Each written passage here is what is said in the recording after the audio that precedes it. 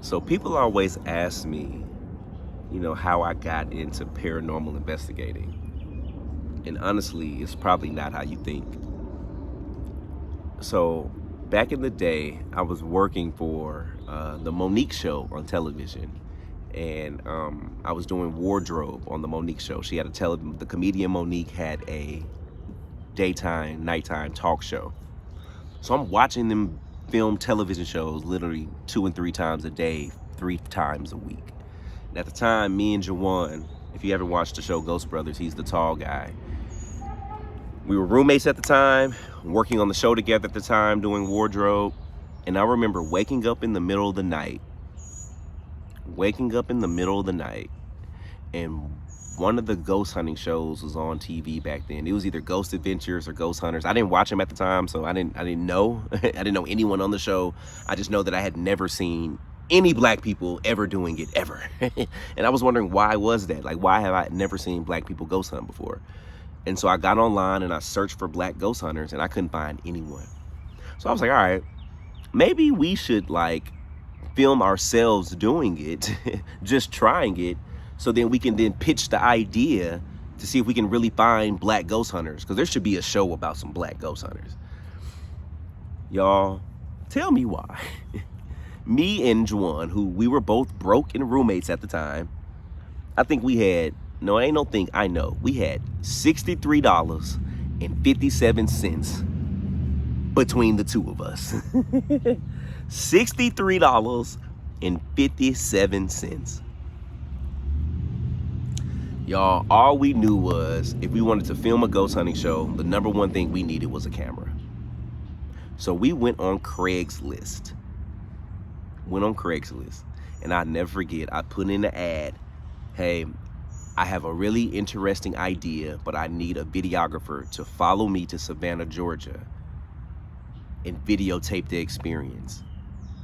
But to be upfront, I have $63.57. Because I ain't even gonna waste your time. Y'all, one person responded. And you would never in a million years guess who responded to my email. Let's just say the last name of the email address was Spielberg. I know what you're saying. Dalen, you lying. Steven Spielberg did not send you an email that found you on Craigslist. And you're right. It wasn't Steven Spielberg. It was a brother named Spike Spielberg. Y'all, for those that don't know, Spike Lee is a black movie producer and director. Steven Spielberg is one of the greatest people of all times as well. But those are in fact two different people. This man took half the name from each of those great people and married the two.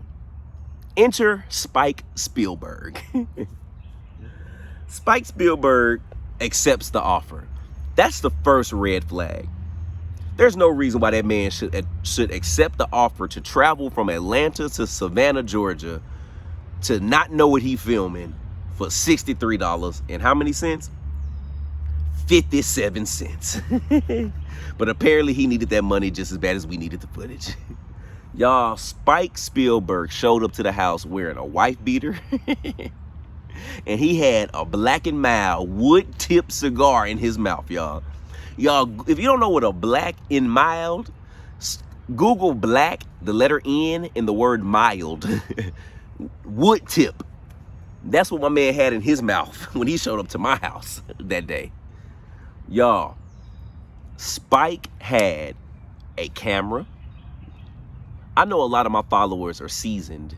Do you remember the thing that you used to lock on your steering wheel? It was red like a crowbar. You lock it on your steering wheel so people couldn't steal your car in the 90s. I think the claw. Spike had a claw, the red claw, with his camera duct taped to it. I said, Spike, why you got your camera duct taped to a crowbar? He said, no, baby, this is a steady cam. He said, I can run with this. You see this? The camera ain't going nowhere, baby. I can run with this. I said, okay, you might be the MacGyver of videography, Spike. Y'all, so this is where the story gets interesting. Right, this is where the story gets interesting. This is where I want to know what you think, y'all. Tell me in the comments what you think about this experience. This is 100% truthful. I have 2 people to validate it, and I just want to know your thoughts on it. So we get to Savannah. It's me. Again, I'm 5'10", 5'11", you know, thin frame, black guy. I got Jawan. All of this matters in the context of this story. Jawan, who's on the show with me, Jawan Mass. If you just want to see what he looks like, you can Google him. Juwan, Mass, M-A-S-S. He's my partner on the Ghost Brothers. He's 6'3", a little muscular. Okay. Now you have Spike Spielberg, mind you, wife beater, black and mild, crowbar. He's about 6'3" and a half. With a gut, with a beer gut. All right. Boom. 3 black guys walking through downtown Savannah, Georgia.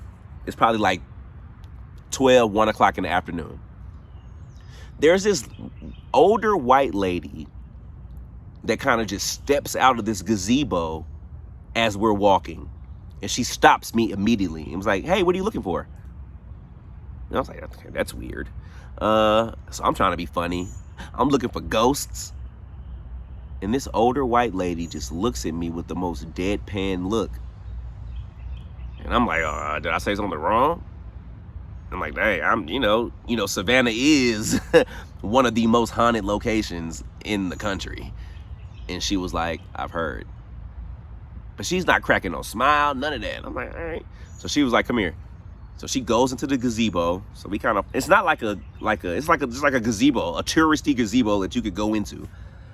And she picks up a pen and paper and she writes down something, right? She hands me this paper with an address on it. And she says, come here tonight at 9 p.m. and just hands me this paper. I take it, it's an address on it. That's weird. Walk off. So we go about our day, go about our business, and we get back to the house that we're staying at that night. And I was like, y'all remember that old white lady that gave me that address? She said we should just be there at 9 p.m. Now it's like 8:45. They was like, man, we ain't finna go meet that lady. And I Googled the address, and it's like 10 minutes away, walking. And I was like, dang, man, we could really get there in time. Let's be there at 9. So everybody's like, all right, man, let's go. So we go to this address, and it drops us off in like downtown Savannah outside of this bar. And we see like all these people starting to walk up at about 9 p.m. It's probably like 20 people walking in a group, walk up in a group, forming a group. But out of those 20 people, off in the distance was this woman. And she was wearing this 1800s garb. Like she looked like she was dressed in like 1800s clothing. And I was like, that's cool. Like, I didn't know like they have role players out here in Savannah this late at night.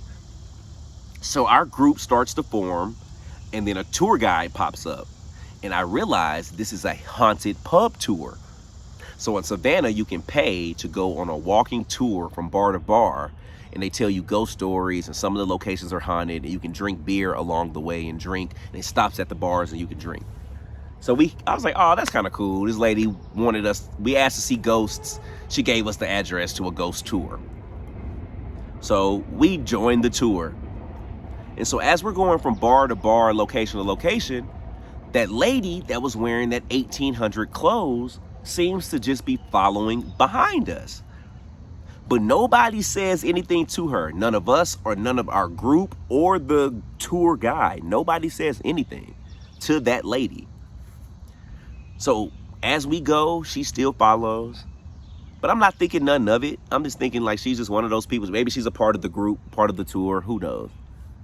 So we go inside this one bar. The tour takes us to the attic of this one bar, and they're telling us this ghost story, and they asked everyone to gather in a circle. So everyone does. And I look up, And in the corner, in the shadows in the corner, was the lady. And I was like, damn, this lady done followed us up to the attic. She must really work with these people. Like, she must be a part of this show. But why isn't anyone like trying to take a picture of her, like talking to her, speaking to her, bumping into her? Why is the tour guide not acknowledging her? It was just weird. So he's telling us the story. She's standing on the outside of the circle just watching, and I'm watching her. So we get ready to walk out. Everyone forms out the line. We all walk out, get back to the street. Sure enough, she follows on out. Nobody says anything to her. So now we're coming to the end of the tour, and everyone says their good nights. The guy, you know, says his goodbyes, and everyone disperses. Now it's about 11:30, almost 12 o'clock at night. Downtown Savannah, you know what I'm saying, the area we were, everybody was gone because it was like a Tuesday, so it really wasn't like no partying day for the city to be jumping. Everybody was pretty much leaving the area. Everyone except for us and this lady. Once everyone left, this lady walked up to us and she was just like, hey, can I show you guys some stuff? We was like, what? She was like, yeah, let me tell you some more stories. And he was like, all right.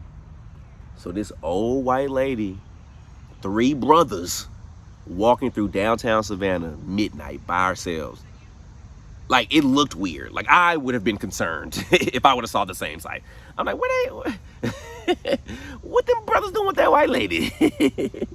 So we walking through the court, like just all through Savannah, downtown Savannah courtyards, and literally she is pointing out different spots throughout the city and telling us about specific spirits that live there and how they got there. But what was strange about it wasn't like your typical ghost stories when she was like, oh, the spirit of a young boy is trapped here, they say, da da da. It was like, oh, do you see that window, the 3rd window of that building?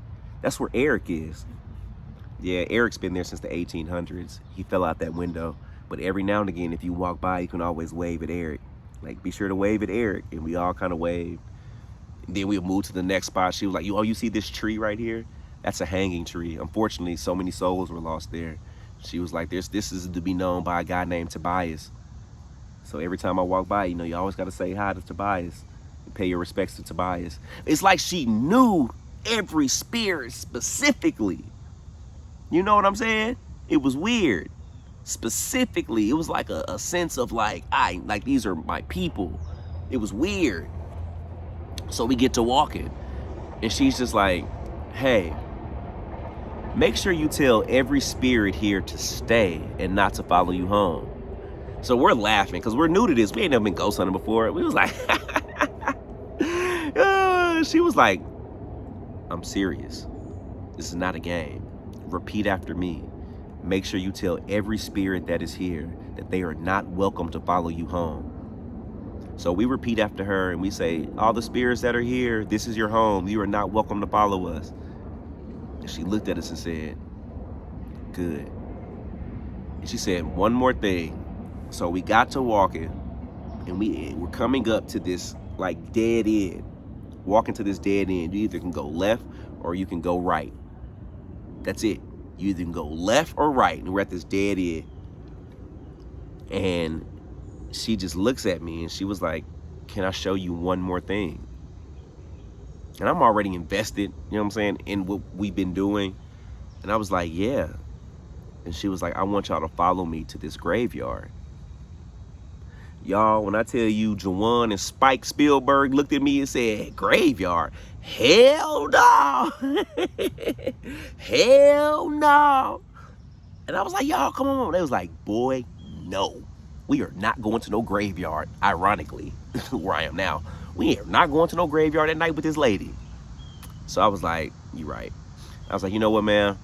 Thank you for your time and showing us around, but we're going to go ahead and call it a night. It's getting late. And she looked at me and said, okay. She turned at this dead end. She went to the left. We turned and went to the right. Y'all, hand to God. We took 3 steps. 1, 2, 3. I turned around. The lady was gone. Y'all, this was an old white lady, y'all. This wasn't Usain Bolt. Like, if Granny got away that fast, listen, Granny, us here at the University of West Georgia and our football program, we see a bright future for you, ma'am. If that lady ran that fast, she need to be playing football for the University of West Georgia. She need to be out here at the University of Georgia. Go Bulldogs. Y'all, that lady was gone. She had disappeared. There was nowhere for her to go. She didn't follow us. If she would have went left, there was nowhere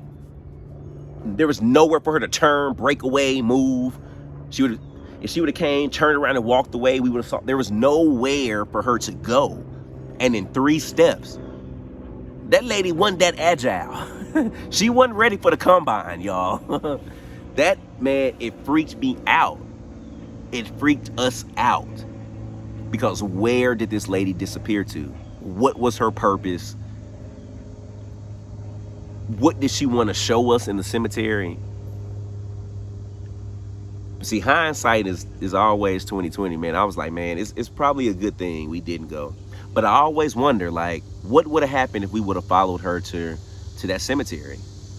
It's either one or two things. Either we would have got there, and in typical horror movie fashion, she would have walked us to her grave site, and it would have been a tombstone revealed, and it would have been her resting space. And then she would have disappeared, and we'd be like, ah! Or that old white lady was gonna take us to that graveyard and rob our ass. That lady would have took us 3 brothers into that graveyard and would have been like, come on now, baby. Come on now, baby. Give Granny them wallets now, baby. Go ahead and give Granny them wallets. You wanted to see a ghost, now you got your ass robbed. Come on now, give it up to Granny. Granny was gonna rob our ass in Savannah. It was either one or two. Either Granny was a ghost or Granny was trying to rob us. Tell me what you think in the comment section of that story. What do you think was gonna happen to us at the end if we would have followed that lady to the cemetery? Tell me what you think. Were we talking to just an over anxious, resident of Savannah, a tourist, or was it an actual spirit? Let me know in the comment section. Love, love, love.